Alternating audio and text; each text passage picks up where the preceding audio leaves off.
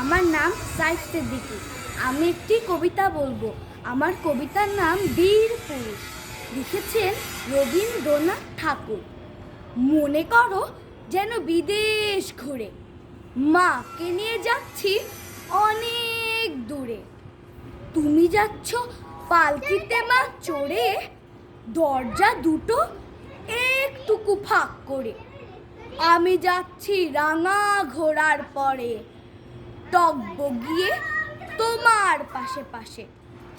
রাস্তা থেকে ঘোড়ার ঘুরে ঘুরে রাঙা ধুলোয় মেঘ উড়িয়ে আসে। সন্ধে হলো, সূর্য নামে পাটে, এলেম যেন জোড়া দিঘির মাঠে।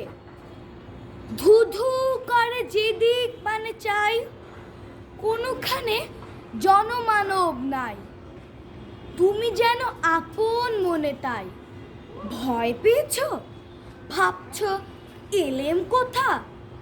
চোর কাটাতে মাঠ রয়েছে ঢেকে, মাঝখানেতে পথ গিয়েছে বেঁকে। গরু বাছুর নেই কোনোখানে, সন্ধে হতেই গেছে গায়ের পানে।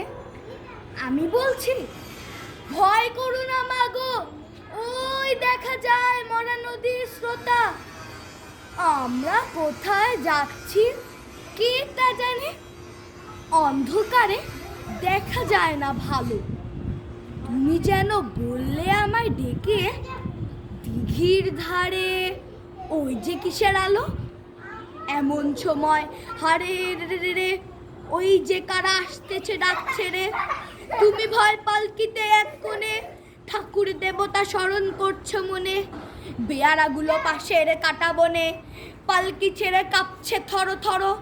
আমি যেন তোমায় বলছি ডেকে, আমি আছি, ভয় করো না মাগো। হাতে লাঠি, মাথায় ঝাঁকড়া চুল, কানে তাদের গোদা জবার ফুল। তুমি বললে যাস নে খোকা ওরে, আমি বলি দেখো না চুপ করে। ছুটিয়ে ঘোড়া গেলেম তাদের মাঝে, ঢাল তলোয়ার ঝনঝনিয়ে বাজে। কি ভয়ানক লড়াই হলো মাঝে, শুনে তোমার গায়ে দেবে কাটা। কত লোক যে পালিয়ে গেল ভয়, কত লোকের মাথা পড়লো কাটা। এত লোকের সঙ্গে লড়াই করে ভাবছো খোকা গেলই বুঝি মরে। আমি তখন রক্ত মেখে ঘেমে বলছি এসে, লড়াই গেছে থেমে।